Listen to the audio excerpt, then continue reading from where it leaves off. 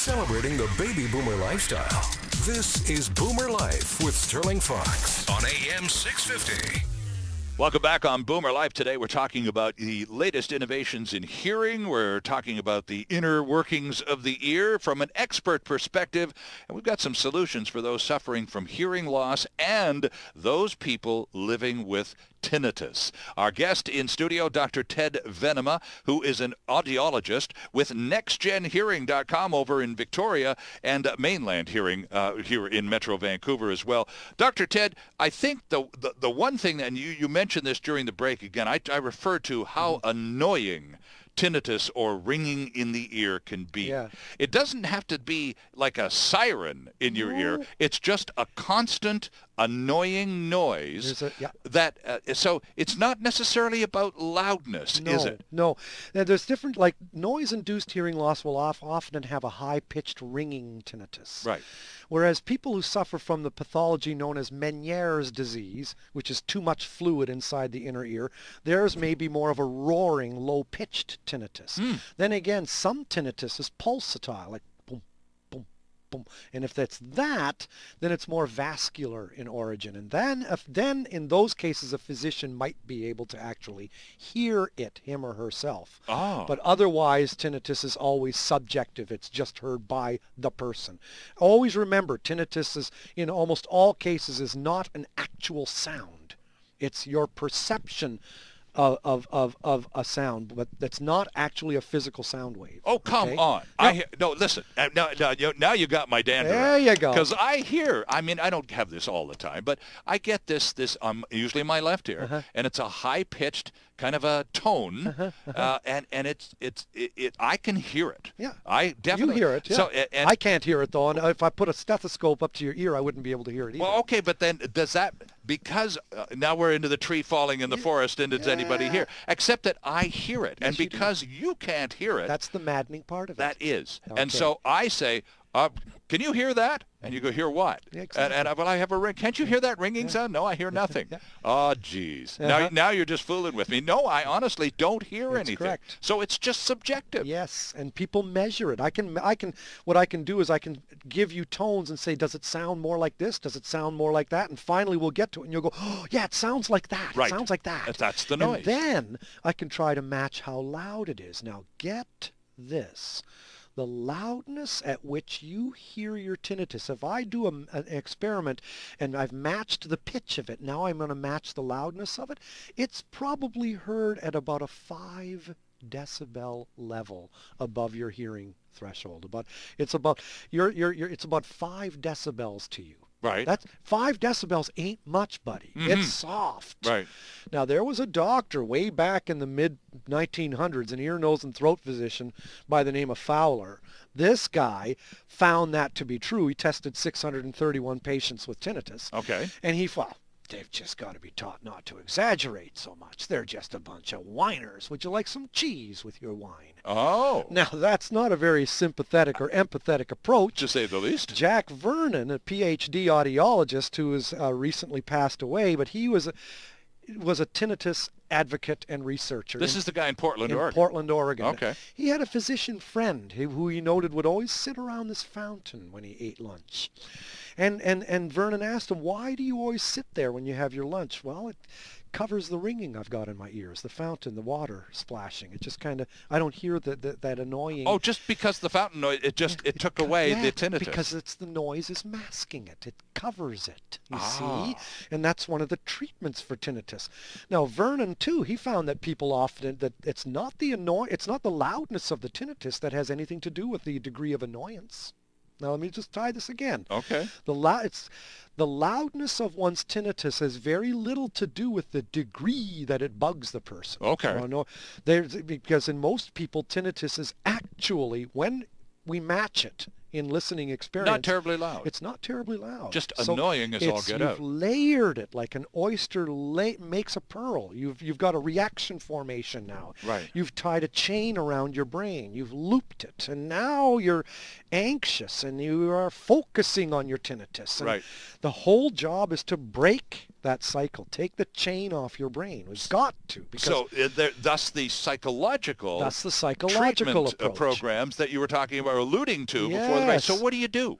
Well, Vernon's approach was to use a little bit of masking, a little bit of noise. So he would advocate the use of hearing aids, and in some cases, hearing aids that actually produce a little bit of noise. And some hearing aids today are doing this. For the tinnitus sufferer, you can actually program the hearing aid to produce and rainforest noise, hippy-dippy, this kind of noise, that kind of noise, whatever you want. Isn't that you can exactly get the at opposite Alice's. of what you expect a hearing aid to do? It's supposed to filter Yes. out bad noises Yes. so you get the message Right. that you want to hear. Now- But here, the hearing aid technology Yes. is now so advanced Yep. that not only can it filter out sounds and noises you shouldn't hear, But it can produce some that you want to hear. Isn't that Yeah. something? And those are called tinnitus maskers. Okay. Now, in the old days, those maskers were pretty primitive, and they weren't very accepted. But in today's digital hearing aids, it's been improved dramatically. So his was that kind of approach. Another approach is called tinnitus retraining therapy, TRT, by a Pavel Yastrobov out of Emory University out of Atlanta, Georgia. Okay. Now, his approach is more psychological. He couldn't give a darn about where it's from or what particular cause of it is. He is a psychologist. Okay. And so he's trying to break the cycle. He's focusing on habituating to it by saying to you, it's just a useless sound. It's Right. just there. Right, It's right. just a nuisance. And we, of course, sitting across the desk from the doc are going, no, it's not. Yeah, I'm exactly. fixated on this thing. So It's been he's- driving me crazy. So what he's going to do is desensitize you. Okay.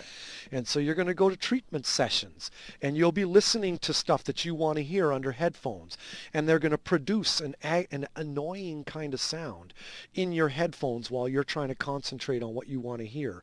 And over sessions, you are trying to tune that out, that annoying sound, and get used to training yourself to get rid of that annoying sound while you're trying to listen to what you want to. Next session, they'll make that annoying sound a little bit more like the sound of your tinnitus. Ah. And you'll be trying to concentrate, and so you're focusing on what you're trying to hear, and you're tuning it out to the best of your ability. So you're learning. You're learning to listen around Yes, it. and the next session they'll make the sound more like your tinnitus, and Interesting. so on.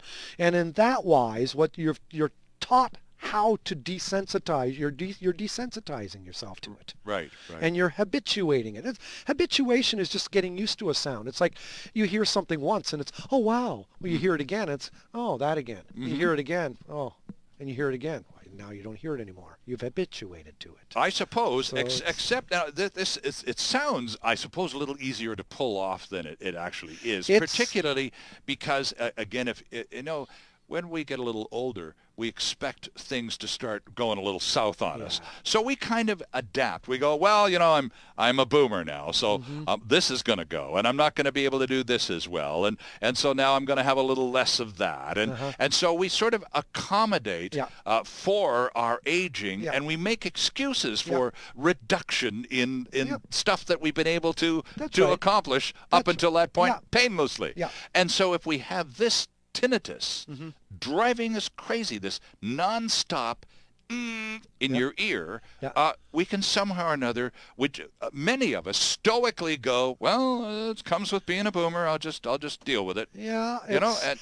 And it's a quality of life issue. absolutely, And it's, for some people, it can be really severely debilitating. And Yes. that's terrible. You need to get a hearing test. You need to see someone about it.